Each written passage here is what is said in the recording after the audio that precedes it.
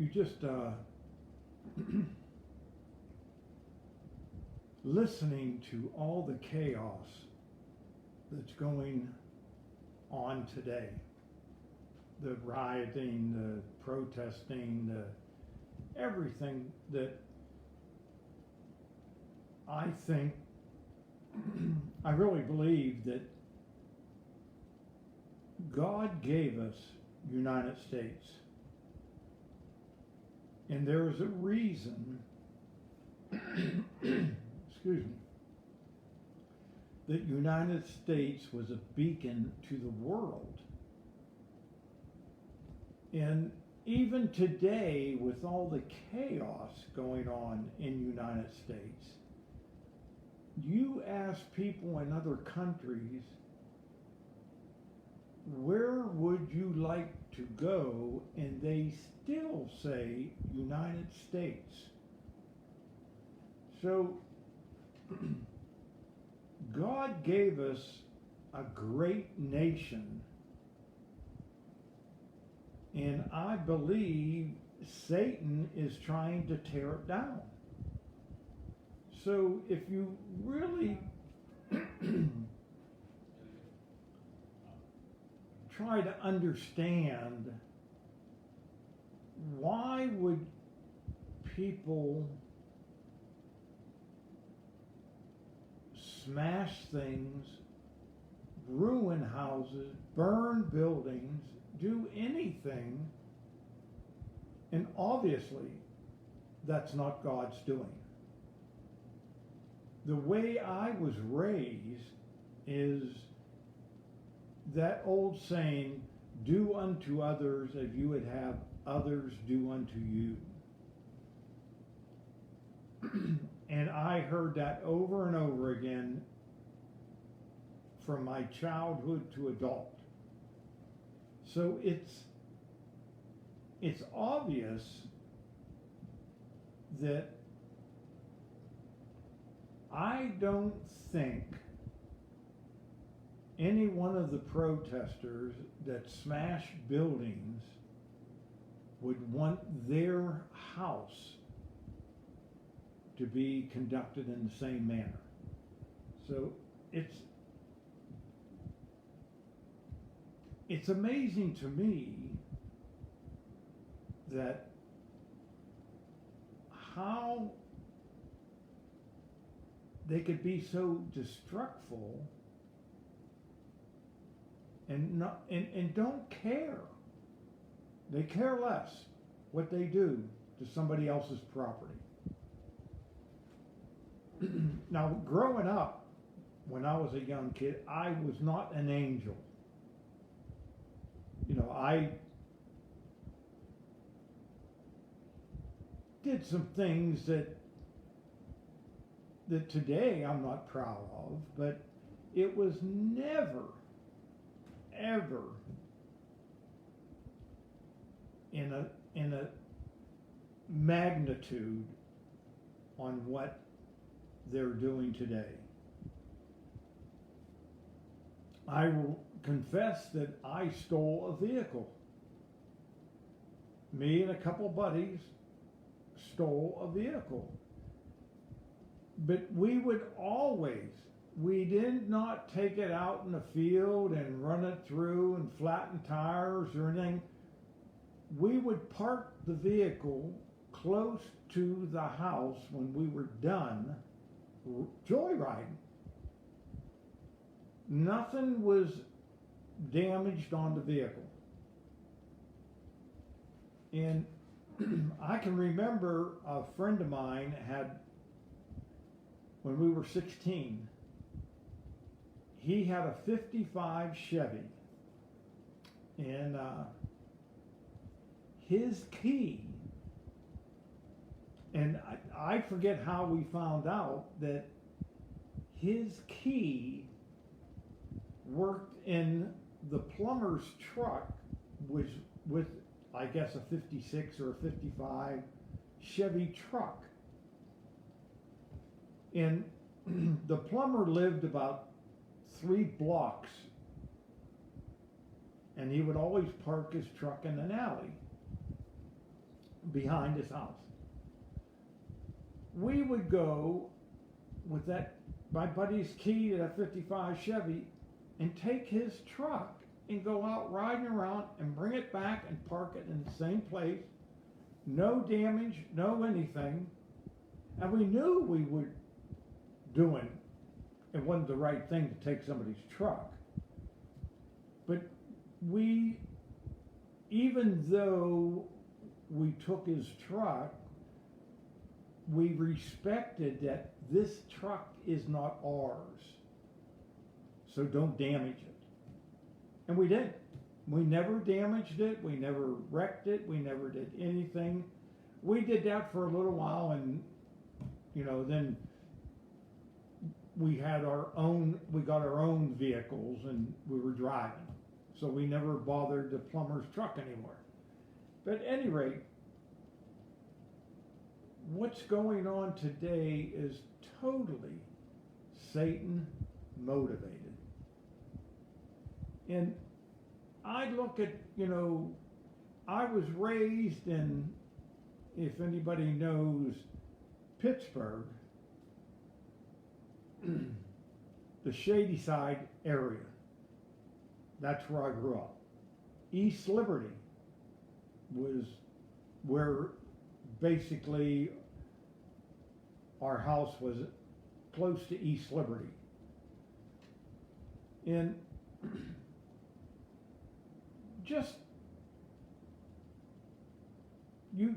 I was always taught treat other people's with respect.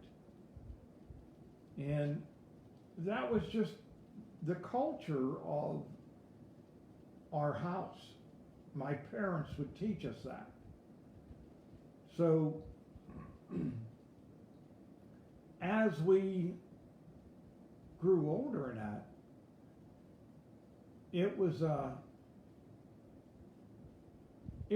thing that it meant more to me to treat others' property with respect, because now here I am, 21, 22, I'm looking to buy a house, and I think I might get upset if somebody came and threw a brick through my window of my house. So it's the words that I heard as a youth unfolded and bloomed, and I understood more so because now I'm having the property. I own an automobile. I own a truck. And it was enlightening to me.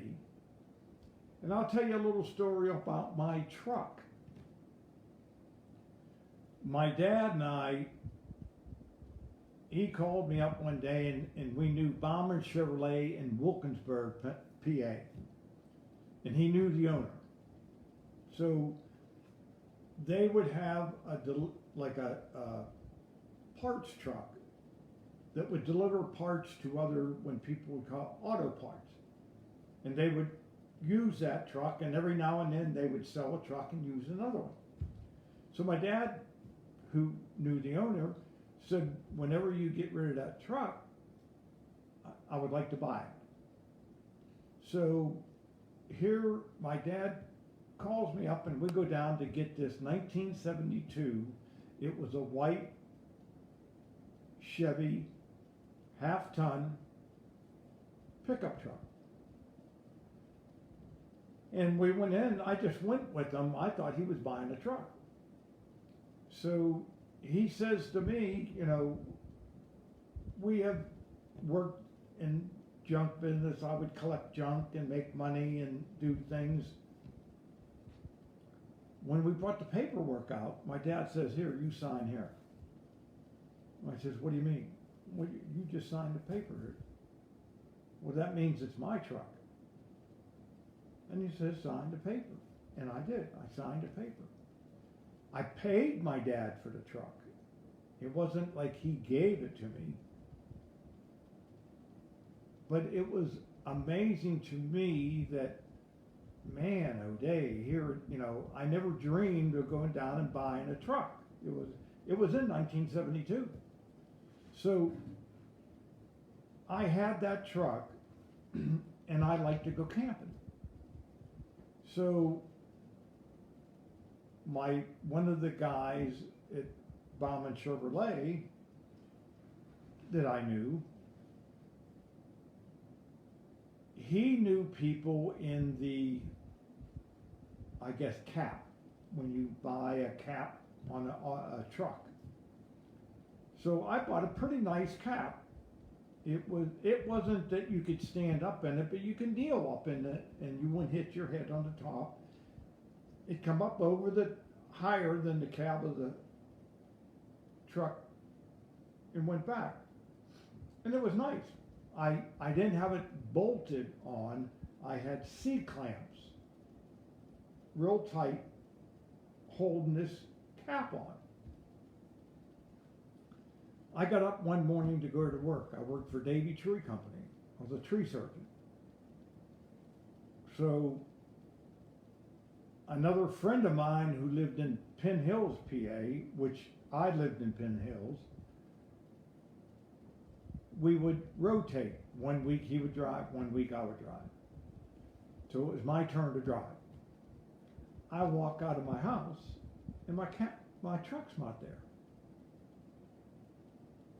And I thought, man, O'Day, my brother must be playing a trick on me. So I walked around and I looked down the driveway. No truck. I walked down and I looked in the garage. No truck. And I said, well, I'll be dogged by the rabbit. Somebody took my truck. So I called my buddy. So he come over, we go to work. So when I come home from work, I reported it to the Penn Hills police. Well, obviously I called everybody in the family. Nobody took my truck. So I reported it stolen. So I prayed and asked Jesus to get my truck back unharmed. In one piece, running. So 3 days later, I get a call from the Penn Hills police. They said they have located your truck. It's up in Ohio. And here's the number to the wrecking yard that it's in. Well, I guess the Ohio State cops found it and took it to this gas station where it was secured in a fence. So I said, they gave me the number. I called the people and they said, yeah, your truck's here. And I said, can you do me a favor? Can you go out there and lift the hood and see if it got a battery or radiator or you think it runs? So the guy went out, he come back, and he says, I don't see why it wouldn't run. Radiator, battery, engine, all the parts look there. And I said, it'll run. I'll be right up to get it. So a friend of mine called him up. We drove up to Ohio. I had another set of keys. I walked out. There was my truck sitting there with no camper top on it. The first thing that I said to myself, I prayed and asked Jesus to get my truck back unharmed, and that's exactly what I got. If I would have thrown in the cap, said, Lord, I'd like the truck and the cap, I'd have probably got the cap too. But anyway, I started the truck up, drove it home, never had any problem with it. It wasn't dented, it wasn't banged, it wasn't anything. But they took my cap. you know. So at any rate, it showed me that it is pretty amazing how even when somebody steals one of your vehicles, how God is actually looking out after you. Now, what I prayed for, I got exactly. My 1972 pickup truck. So it was like a step for me in trusting in God more, knowing what I prayed for and knowing what I got. So it's pretty amazing that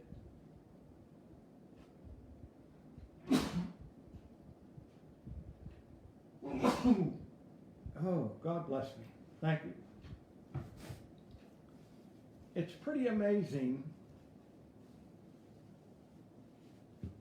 that when you see things,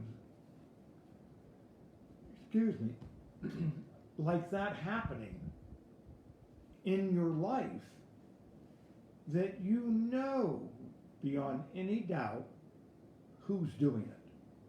Who had his hand on my truck? So I look at it as I grew in knowing Jesus, it was just a natural thing for me to ask and pray for things. And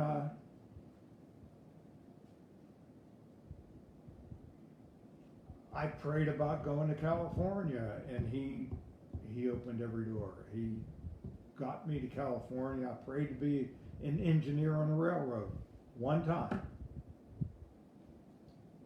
And through my willingness to do things, when he spoke, I moved. I became an engineer on the Santa Fe Railroad. So I know what God's capable of doing. And it's anything. There is absolutely nothing that he can't do.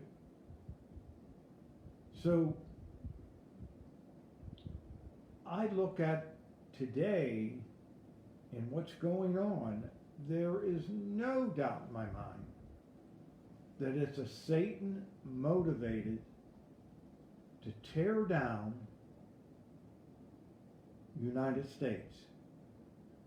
The Constitution has been with us for over 200 years. The flag stands for freedom for all. And when it says that you have life, liberty, and the pursuit of happiness, that's for everybody. Everybody that's in the United States and is a citizen, you have that right. And I look at how certain people don't want to have any borders. They don't want to prosecute murderers or vandalism, anything. They're throwing everything out the window, and it was everything that I was raised on, what is right and what is wrong. There are consequences to what you do.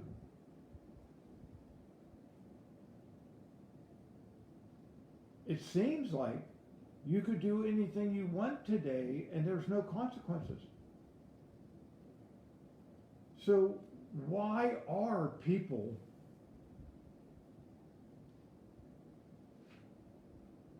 I don't know, doing anything they felt like doing, because they know that there won't be consequences.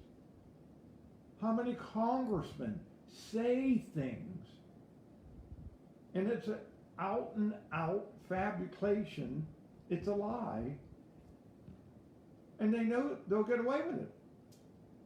Nobody will take them to the wall and say, you, young man or young lady, are lying. Nobody wants to use that word. It's ingenuous.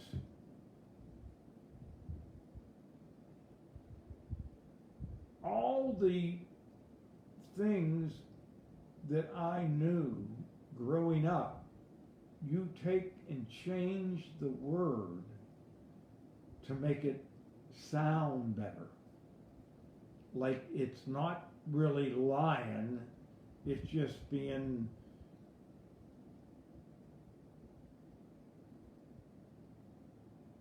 not totally true. So you see all these things, and you look around you in the way kids, what they're doing, how they're doing. And I was reading it on my smartphone, COVID-19 parties. Now you would say that, just like I did, what in the world is that? There is somebody in this party with COVID-19 positive. So they have a party and they see if anybody else will get it. And this young man from Alabama, 30 years old, he got it. And he died from it. When I heard that, I said, who in their right mind would go to a COVID-19 party? That's amazing to me.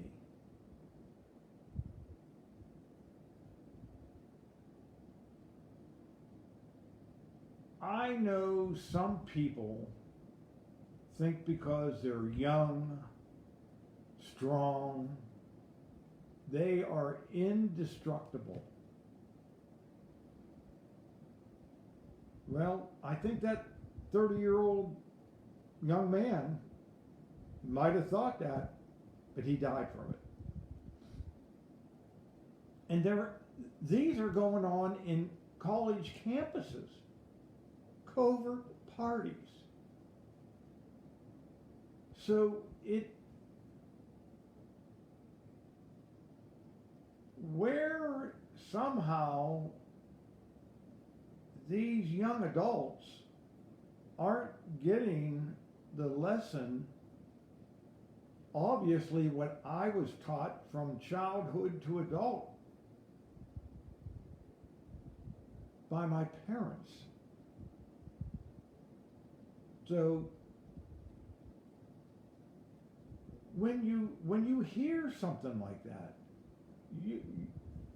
I had questions. Why in the world would anybody do that?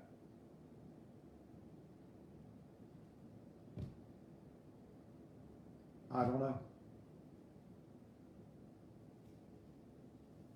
I have no idea what it's supposed to prove. So, as we just go on and on,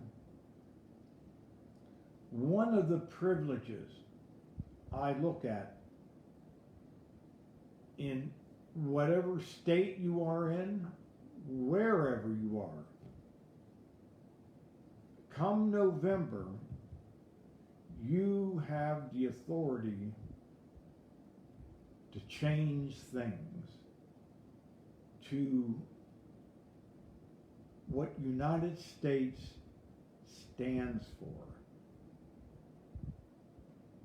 And what we have gone through ever since President Trump was inaugurated in January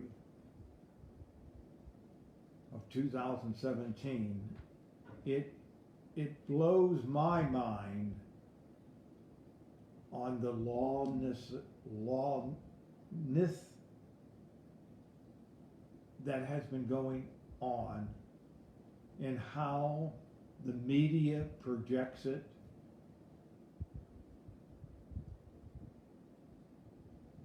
One man, as being the president, has done great things for the United States. What they portray him to be, I think it's very hard for one man to be that bad.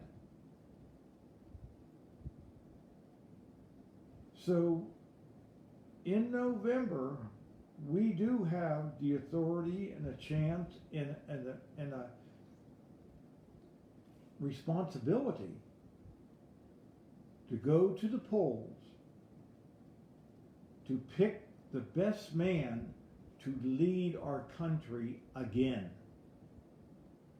So it is, do you want lawlessness, open borders?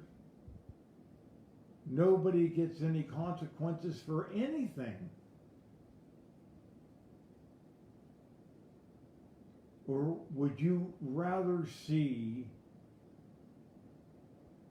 law and order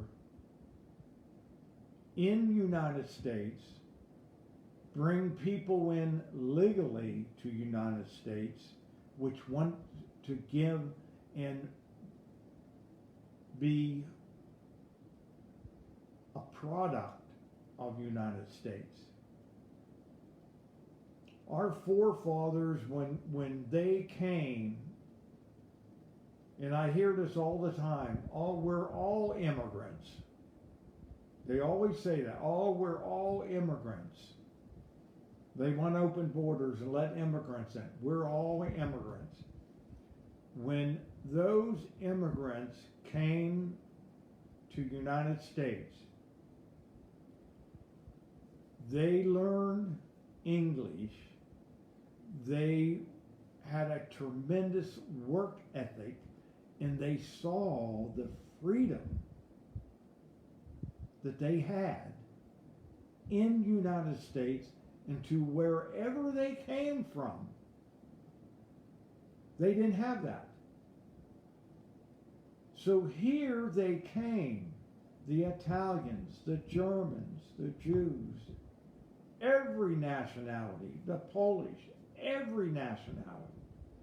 They all came for that freedom that the United States has.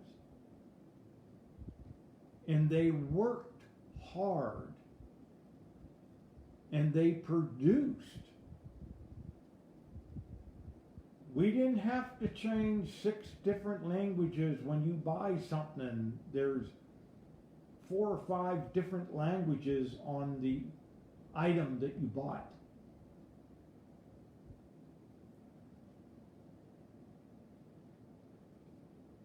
Everybody, if it was broken English they spoke, they learned and they produced and they mingled in to build the United States up, not tear it down.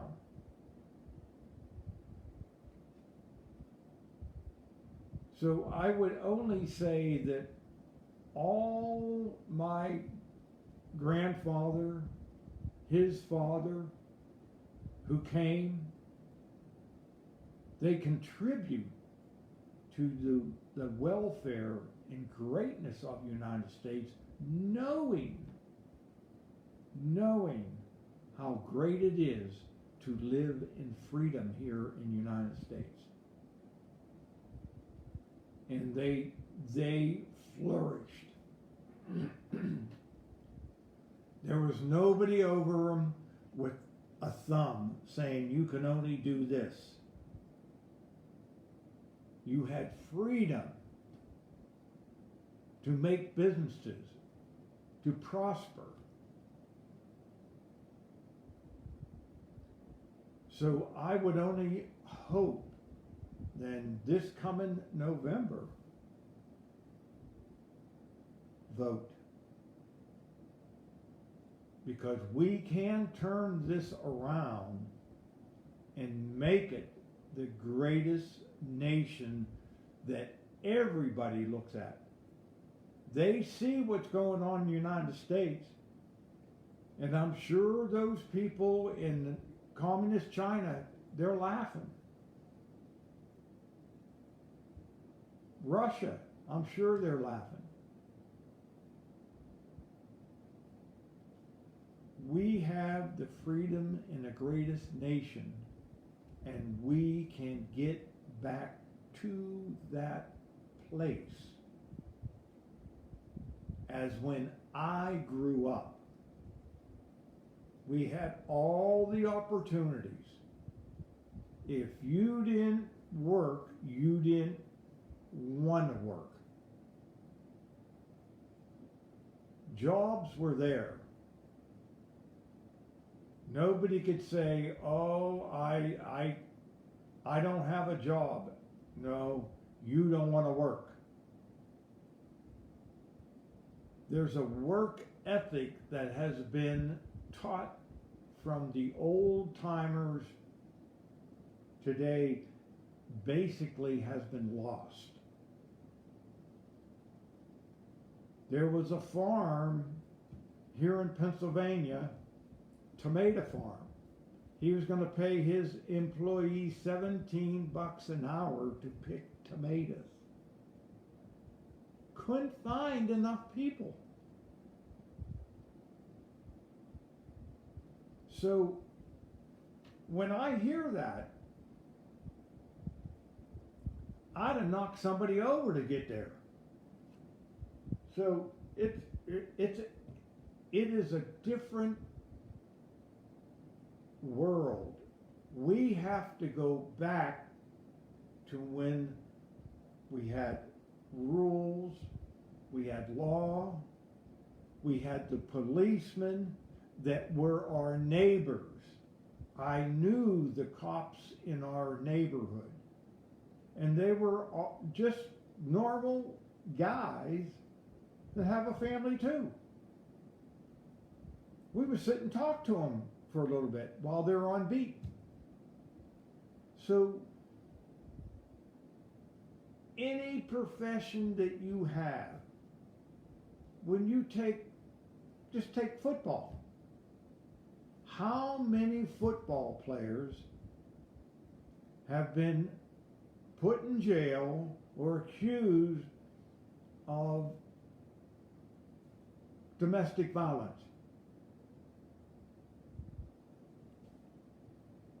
Well, then you look at that and you can't say, well, wait a minute. That football player, say there's X amount of football players that have been accused of domestic violence. That sure don't mean they're all bad. And it's the same with the police. You're going to have bad policemen. But you look at how many police there are, and they're not all bad. You don't hear the good stories about them. You only hear the bad parts about them. So in any profession, baseball, soccer, any profession, you're going to have some bad people in there. But that doesn't make the whole profession bad. So in a prayerful, you can get on your knees at night and ask the Lord for guidance coming November to pick a good person in the Senate, in the House, and in the President to run our country the way God intended it to be run. That is why we right now still are the greatest nation in the world. They have not destroyed God's word for our nation. We still live under God, indivisible, with liberty and justice for all. So on that note, I will hope and pray that I could bring a light to somebody that through prayer and trusting in Jesus is basically the best way to bring United States back to where God intended it to be. And I thank you for coming into your presence. I'm very honored again. Thank you very much.